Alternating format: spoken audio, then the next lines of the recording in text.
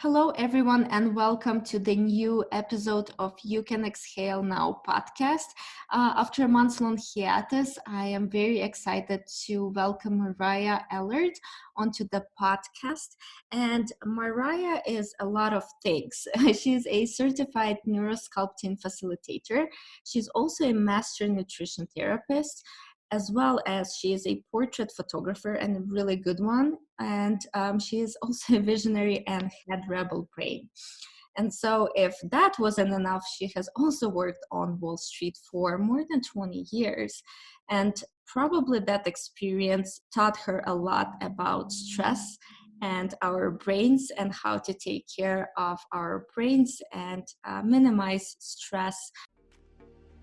Welcome to You Can Exhale Now, a mindful living podcast for the modern pace, hosted by Lesia Liu. This podcast is for anyone who wants to get more out of life without the burnout. Because when you learn to take proper care of yourself, you have more energy, a more positive outlook, and more gratitude for life. And because you cannot reach your goals if you're tired, overwhelmed, judgmental, angry, and feel sorry for yourself. Each episode, you will learn actionable strategies for self-care, mental health, productivity, better life-work balance, and happiness from coaches, therapists, and experts. Stop holding your breath. You can exhale now. Choose to be a more authentic version of yourself than you've been in a while. Mariah, welcome to the show. I'm very excited to have you. And why don't you tell us more about who you are and your journey to neurosculpting and rebel brain. Thanks so much for having me on your podcast. I'm honored to be here. It's always fun to have more conversations about what's going on and what we're doing and being able to connect on that level too. So thank you again for having me here. So I came to my business and through basically my own life story, which was, as you mentioned, I worked on Wall Street for over 20 years and then had some pretty big life traumas happen to me. And I thought I knew stress having worked on Wall Street. I thought that was, it couldn't get worse than that because, you run into all sorts of big personality types and toxic environments. And it wasn't all horrible. There was also some really lovely, beautiful friendships that came out of that and lots of learning. But then life hit me and it hit me hard. And I was in the middle of this. I bought an old church and I renovated it. And it's probably been one of the biggest projects of my life. How did you end up doing that? Well, I was just starting off with my portrait photography business and I had a tiny little house up in Park Hill and I was working out of a little tiny, it was so small. Every time I moved a backdrop or a prop or anything, we all had to stand up and sit, stand, shift. And I was going to do a renovation on the side of my house and just make a, slightly bigger, still small studio space. Because that kind of seemed the best option versus renting something at that point in time because my business was so new. So I was talking to this life coach at the time and she's like, you keep talking about renovating an old church because I saw a beautiful one when I was traveling in Scotland and I just thought, wow, that's the dream. And I told her, I remember saying, oh, well, I can't do that. Like that's crazy. Like even the thought of just packing up my stuff just kind of hurts my heart. And she goes, well, just look, there's nothing wrong and no commitment in looking. So I looked and I saw nothing at all that I liked. So I decided to go ahead with these renovations on the side of my house. And I was out in Europe at the time when my contractor sent me the final contract, which was, it was more than double what he quoted me. And the quote was already, for industry standards, it was already pretty high. And I had people in the industry saying, like, that's ridiculous, keep looking. I'm like, well, I'm tired of looking. So I got that final quote. And I remember I was on the train on my way to Brussels and I just closed my laptop and laughed. Like, yeah, that's not going to happen. And 1 week later to the day, I was back home and got an email from my real estate friend, Diane, and she had said, I know you're not looking, but this place just went on the market. And I clicked on the link and my jaw dropped. And I responded right away. I said, can we see it tomorrow? We walked in and the place it was built in 1896 and it had been abandoned for a number of years. And before that it was storage. So there was just like all these weird locks and contraptions on the door, and the doors were old, and you walked in and it was dingy, and windows were boarded up, and nothing was working. Electrical wasn't working. There's no plumbing. There really wasn't anything in here other than just grime. Wow. But I walked in and I went, oh, it's so pretty. It's so pretty. I want it. So we kicked the tires a little bit, checked things out, and then just started moving forward. And since then, this place has literally been life-changing for me on so many levels. Not just the renovation process, but how I dealt with, one, my father went missing in a foreign country. So that was a really tricky, hard, stressful time for me. And this church kind of happened after that, but it's still an ongoing case. Its case is still open, and it's been, that was in 2013. So what's the math on that? 7 years now. So, having to deal with that over time and the uncertainty around that. And then halfway through the renovations, I lost my job. There was mass layoffs at my company. So, tack on that on top of everything else. Right. And here I am, like, pretty much homeless for the most part until the renovations are finished, because I sold my house. And I needed some tools. Like, my health was going down the toilet. I wasn't, I like, socially, I was even retracting from my friends and my family. And I would sit down in the evenings with a box of wine, and, that was my routine. And it was really a painful kind of moment where I had to realize that I needed to do something. Like, I did not want to feel this way. I'm sure. I wanted, yeah, exactly. I mean, like, I wanted some change, like something needed to happen. And I had these tools like this. I had been to the Neuro Sculpting Institute and taken some classes there, and, taken quite a few classes there actually. And I realized I needed to dig into that deeper. And I did. And then over the next couple years or so, I developed a routine that really changed my whole perspective. And in that sense, it changed my life. I was able to, combat fear and really embrace the uncertainty of my situation, and realize that it didn't have to mean fear and contraction and, pain, that it could actually mean, like, that uncertainty is one of the heaviest weights that we can carry. And it can also mean potential and possibility.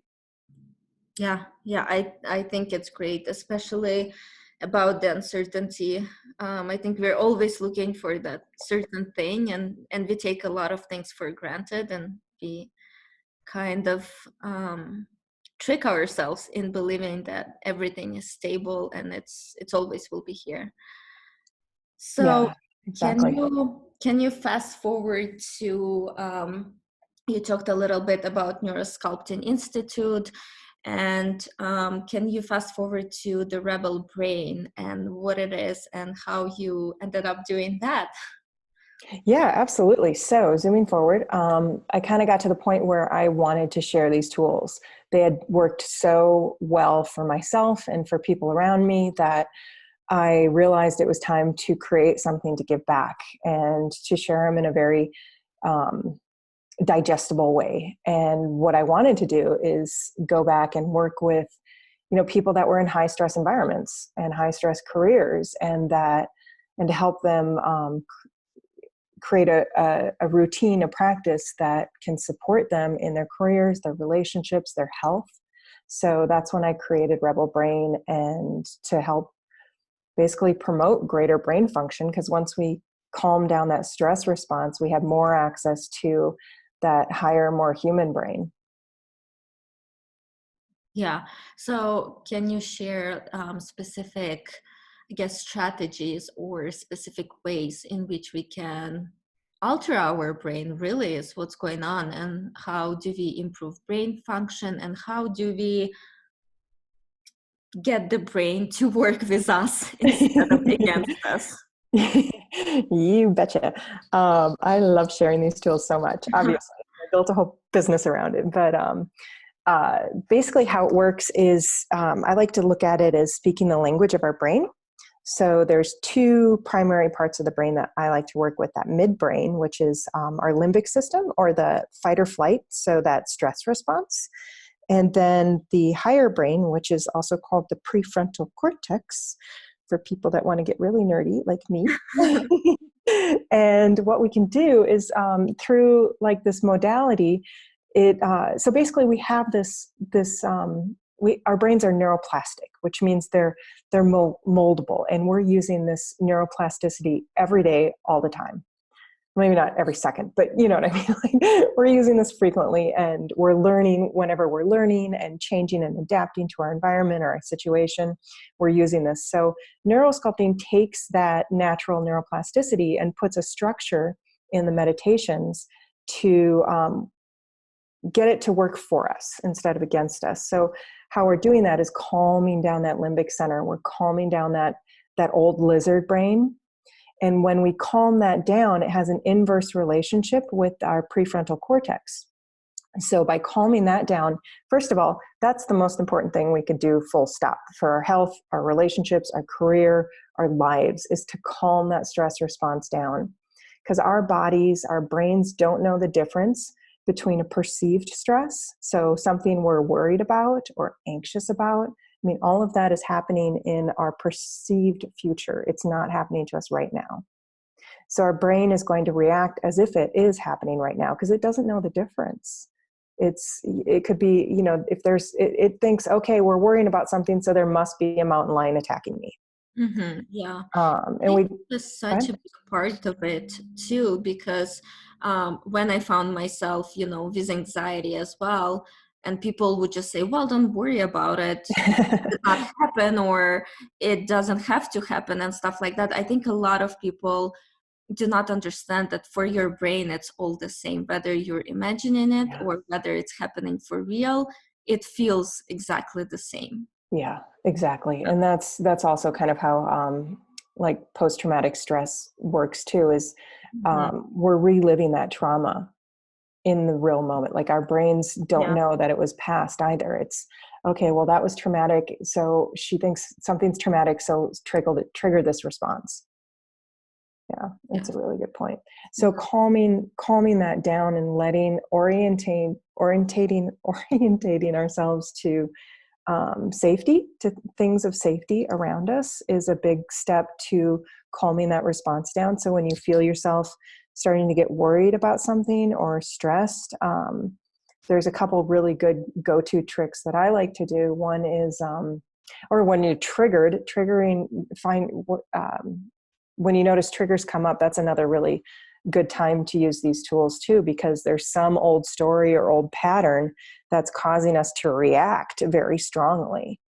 And if we can calm that reaction down, we're going to have much more access to thinking clearly in the moment and being able to make better judgments.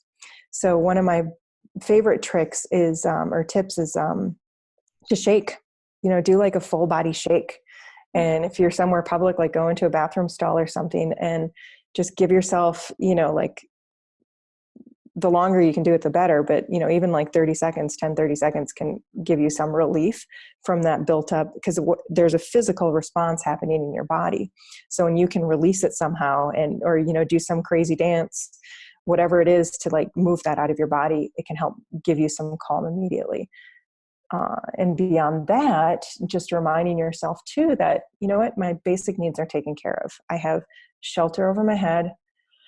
I have access to food and water. Right now, there's nothing attacking me. I can handle this. And these things take practice too. It's not like a one and done, flip a switch. But the more we can orientate to safety and, you know, calm that system down, we're in a much better physiological state as well. Yeah, I absolutely agree with that. And my therapist used to say that when you're anxious or you're stressed, your prefrontal cortex is offline. So whatever you do in that moment of anxiety or anger or whatever, you're not thinking straight. You're not thinking with your highest brain. So yeah, that's great.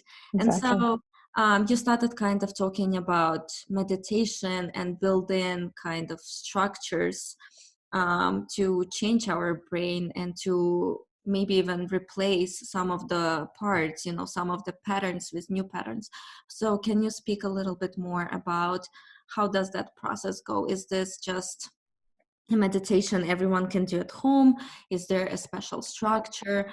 How many takes, how many practices do you usually need to have in order to start seeing those first results? And what can you expect, I guess, from this journey? How many times does it take? How many licks does it take to get to the center of a Tootsie Roll Pop? That's the magic question, isn't it? So Yeah. I like to think of this as a road or a path in the woods. There's some ways, so some of the ways we learn are through fear, curiosity, novelty, repetition, memorization. And when we learn through fear, that pathway in the woods is immediately a massive superhighway in our neurology. So there's no need to go back and reinforce that. Fire, hot, burn, we got it. It's imprinted solidly into our brains because we don't want to have to relearn that. That's a very painful one to relearn. But something like belief systems, that gets a little trickier, and that really, it kind of depends as far as like the how many times does this work. It depends on how deeply woven that system is into our neurology. And the neurosculpting process, it has a very specific 5-step process in the meditations. And that's what I was certified to teach in, is it works with that language of the brain. So it calms that nervous system down, and then it activates, it kind of tickles that prefrontal cortex. And then it starts to get the entire brain involved by going back and forth with cues to activate your, like the 2 hemispheres of the brain, your right and left side of the brain. And then it brings in a somatic cue, and there's also a label that you give it at the end of the meditation. And it's really, it's so limitless, and the possibilities of what we can do with this structure.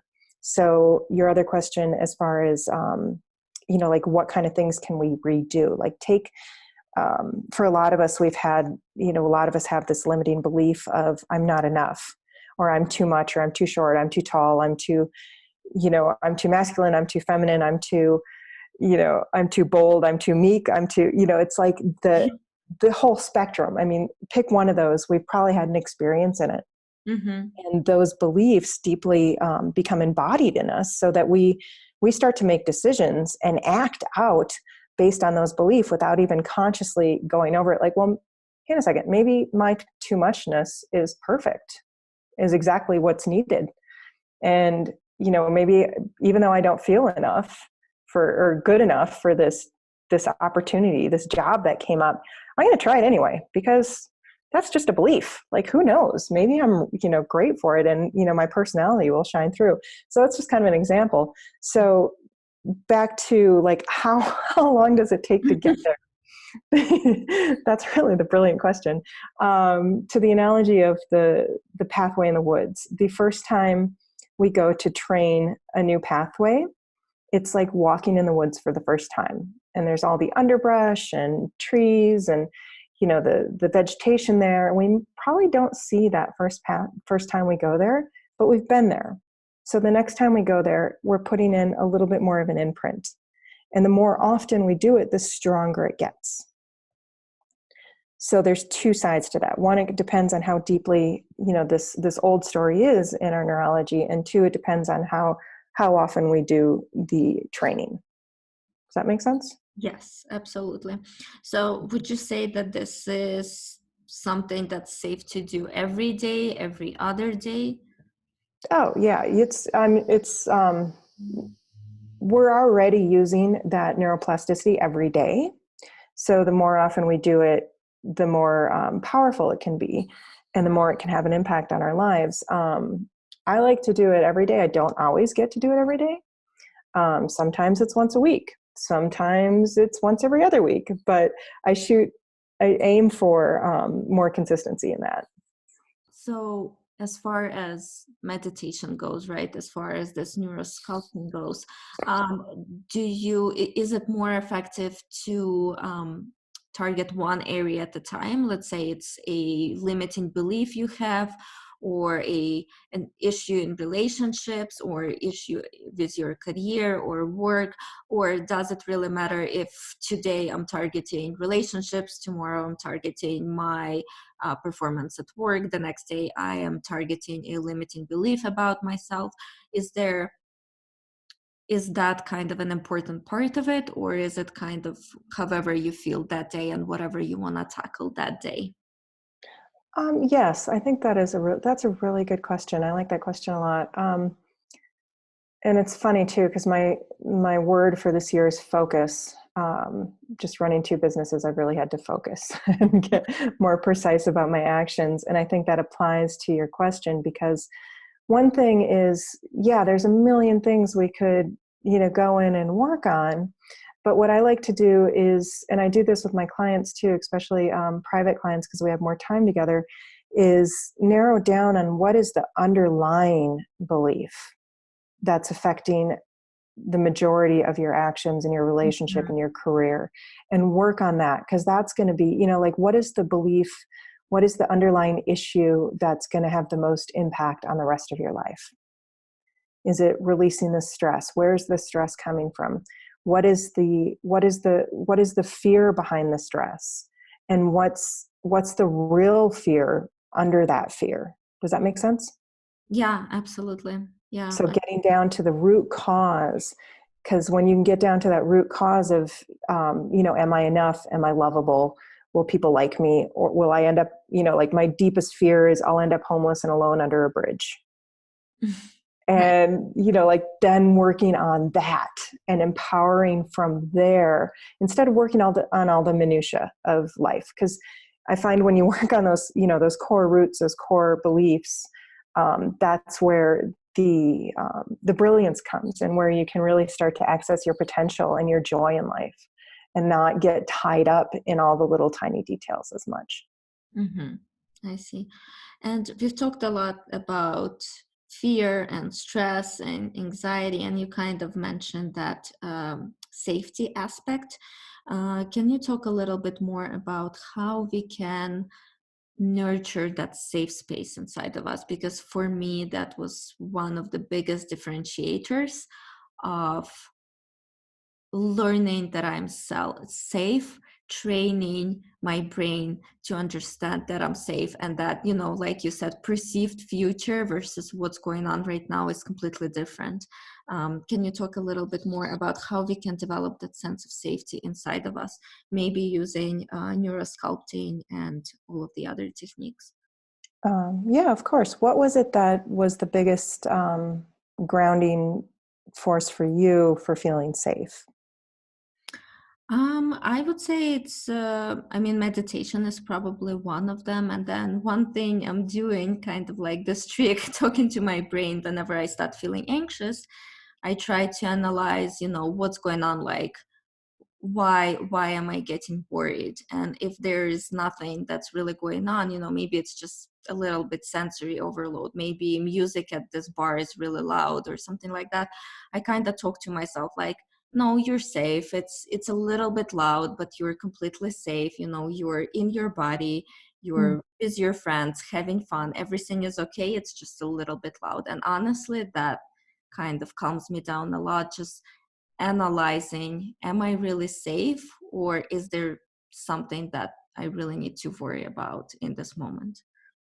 Perfect. That was a perfect example. And it's what I like to think about is, again, back to what's the real issue here? What is making me not feel safe? Is there actual threat, or is it something uncomfortable? And is there something I can do about that discomfort? Am I okay? Am I physically safe? Is there something threatening my life right now, my vitality? And, if the answer is yes, then what can I do about it? How can I make myself feel safer? And I love that you really brought it down to, those core, like a more core awareness and being aware that, you know what, it's just loud music, even though, and it's a lot of people. And for me, like if I'm in a loud place that's really crowded, I can get anxious, and I do that same sort of thing. Like, okay, you know what, I am safe. This is just a moment in time, and there's nothing actually threatening me. And then the other part of it is I like to even, you know, trigger my prefrontal cortex a little bit and tickle it. Like, what if something interesting might happen here? What if something really curious or, you know, fun might happen, instead of, you know, worrying about just the anxieties and the worries that could happen, because that also helps shift that balance out of that limbic center and into that, you know, when because remember, they have that inverse relationship. So when we can start to up level that curiosity and novelty and think of something wild and crazy and amazing that could happen, like a parade of miniature pink elephants might all of a sudden come in here. I want to be here for that. I don't care how loud the music is. That would be really cool. Maybe they'll be my friend. Yeah, I love that's an interesting extra step, interesting tip. I definitely would want to try next time. And it probably doesn't have to be something outrageous, right? If Yeah, you yeah. just attack it with curiosity and Yep. that maybe I'll meet a new friend today, or maybe Yeah. I'll meet someone who can help me with that next step in my career. Just maybe even Beautiful. thinking of those things, yeah. Can Beautiful. be Yep. There fun. could be somebody here that I could make a really great connection with or have an interesting conversation with. Mhm. And this can work in any situation, like sitting in traffic, because traffic is a really good one to try and, like, there's so many triggers. People get triggered so easily sitting in traffic and driving and commuting, that to be able to calm our nervous system down and think, you know what, maybe Oprah's in one of these cars. I'm going to be on the lookout. Or that parade of miniature elephants. I wonder if they're in one of these cars. Or, you know, something just to kind of switch, to shift that balance. Mhm. And Yeah, and when we do that, we have so much more compassion on top of it. So we're going from stress to compassion as well.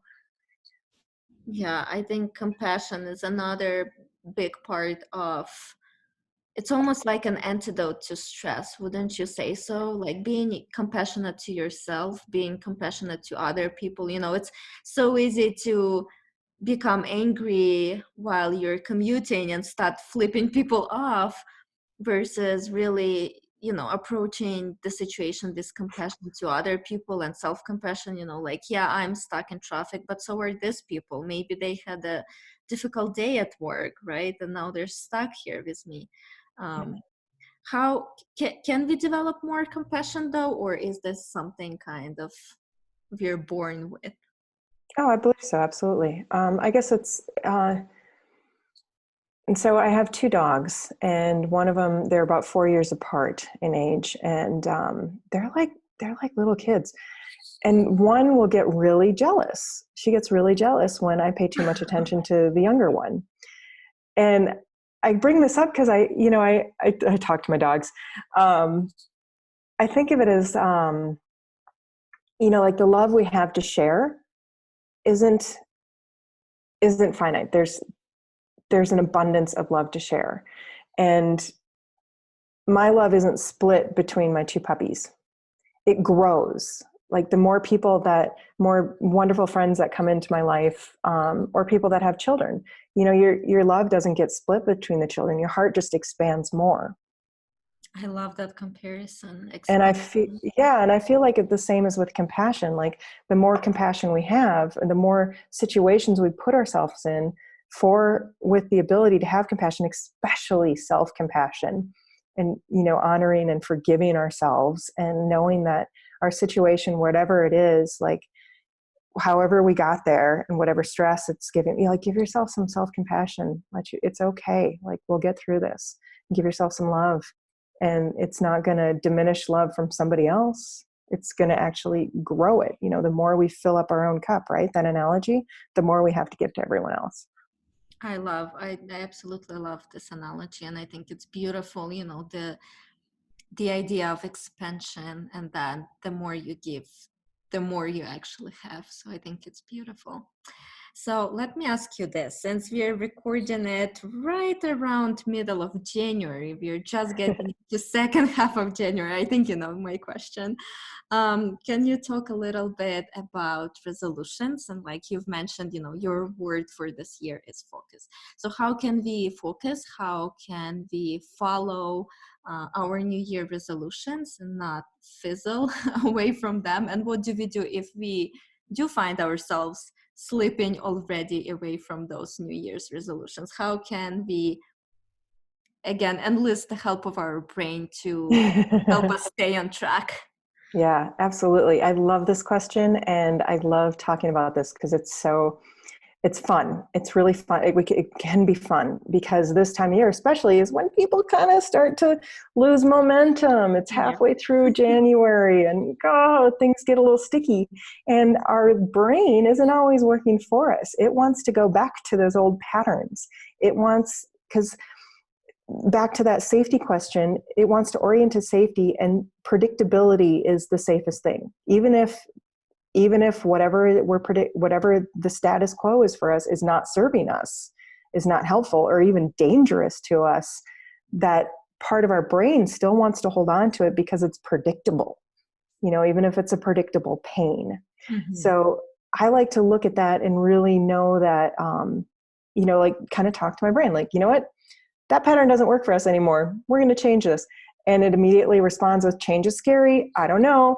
I'm calling in self-doubt to show up at the door. I'm calling in, fears to show up the door because, are you sure you want to change? Yes, I'm sure I want to change. So there's like this little self-talk going back and forth. But I think just knowing that that's how our default system is set, which is fine because it's there to protect us and save our lives. But knowing that that's our default, we can work with it better. So we can kind of talk to our brains and know that, that this is just a fear of change. And I can deal with that. I can deal with fear of change. Like, okay, so I'm outside my comfort zone with these new habits and new rituals and goals and, all these big things I want to do this year, and acknowledge that this could just be a fear. Self-doubt could just be a fear, and work through it. And work on just staying consistent. Know that you're going to have those speed bumps. They're going to happen no matter what, especially if you're trying something new and doing something outside your comfort zone. I guarantee those speed bumps will pop up. Acknowledge them. Like, oh, Mariah said there's a speed bump. This is a speed bump. I don't think I can do this anymore. Wait, that's my brain talking. And stay focused on your priorities. Like, the more you can focus on those priorities and the why behind what you're doing and why you've made these resolutions and why you've made these goals, that's going to be your driving force through these fears, through these speed bumps, through these ups and downs. Mm-hmm. Yeah, and I think compassion probably, again, plays a huge role in it. When Yes. you do hit those speed bumps, just having enough self-compassion to say, yes, it's okay, and I'm not going to judge myself for it, and I'll just continue moving, even though I just hit that speed bump. Yeah, exactly. It's so important to give yourself that space to fail. Really give yourself the space to fail and know it's okay, and that you can just keep on going. Like, okay, so today didn't work out like I wanted it to. There's tomorrow. There's next week.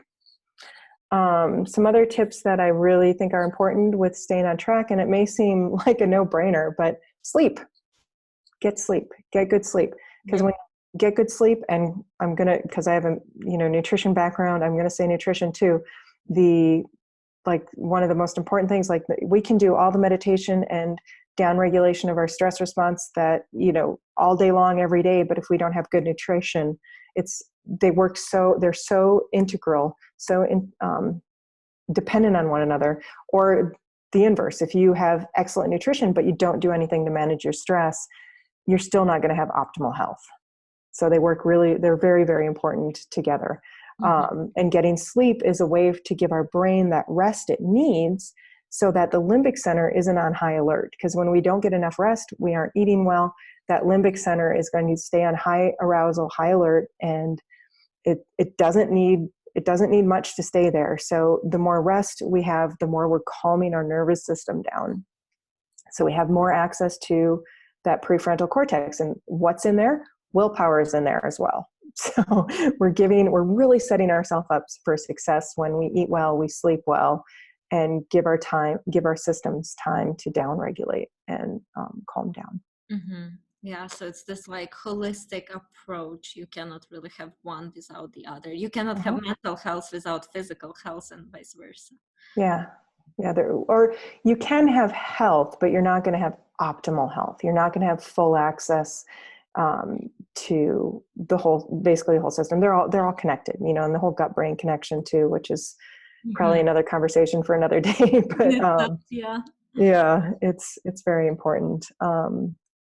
Another tip would be to hack the system and repattern this new way of thinking and really work on it, and put reminders everywhere of what that why is for your priority, and that there's a reason that you have these goals and these resolutions, and really staying focused on that why behind it. So it's not just I don't know, I just want to fit into new pants. Well, why do you want to fit into your, to this different size? Because it's, better for my health, and having stronger health, I'm going to have, greater brain function, and doing that, I'm, more available and present for those that I love around me, and, really bringing it down to that core reason. And other ways we can do this is community, be accountable, find a community, because we're social creatures, and having a social structure also gives our brain another orientation to safety. That's an interesting concept. Can you expand a little bit on that? Yeah, it's so one of the first, when a trigger first comes up, or a stress first comes up, and say you have that go-to friend has always got your back and will tell it to you like it is, you can go to that person and say, hey, I'm freaking out about this. And they're like, well, wait, why? That's just give me an example, like the spouse left the kitchen a mess. And that causes stress, and I have all these reasons for why this is causing stress, because then I won't be ready in the evening, and I can't get this ready, so I call up that friend, I'm like, yeah, again. And the friend's like, wait, that's an easy problem to solve, just call up a cleaning service and they'll come in and take care of it while you're at work doing all these other things. Oh, okay, problem solved. There's nothing to worry about here. And community can be having like that community kind of as a, what's the word I'm looking for? Sounding board is a nice quick way to kind of ground ourselves, and, have that mirror in front of us of, am I losing my crap here, or is, this is something I should really worry about? And most of the time it's just that perception again, and having somebody else with a different perception that can show you that, this isn't that big of a deal. We can handle this. And also the community, the other focus, point of community that I think is really beautiful too, is that you're not alone. Like, we're not in this alone, and being alone is a stress trigger in itself. And when we know we have somebody that we can go and, cry to, or, just like dump our day off on, and they're going to be there for us, and we'll know that we're supported, and that support is a sense of safety. Yeah, absolutely. Awesome. Yeah. And I think community also is a great way to keep you accountable too. So if you can find a fitness buddy or a diet buddy, I think the results will only get better from it. Yeah, definitely. Because it's hard to do change alone. It's really hard to do change alone. And it's so much easier and supportive when we have people around us that are in it with us. Absolutely. Or that know what our story is and can help us through it, even if they haven't gone through that themselves. Just having that community, that support, that accountability is super nourishing and supportive for our brains and our hearts. Yeah. Great. Thank you so much, Mariah, for this conversation. I think our listeners today found lots and lots of tips. Oh, I hope so. lots of great tricks to help them stay on top of their goals and their resolutions, and enlist the help of their brain to help them get there faster. Thank you so much. You're so welcome. Thanks for having me. It was really nice talking to you. Thank you. Thank you so much for listening today. I hope you've learned a lot of new strategies. Be sure to check out the notes below this episode for additional resources and tools mentioned in today's show. I would love to keep the conversation going. Share your thoughts and takeaways with me on social media channels wherever you are. And do not forget to tag me. I'm so grateful for each and every one of you, and I will see you on the next episode. If this podcast has helped you even a little bit, please leave a review and subscribe so that we can help spread the message together.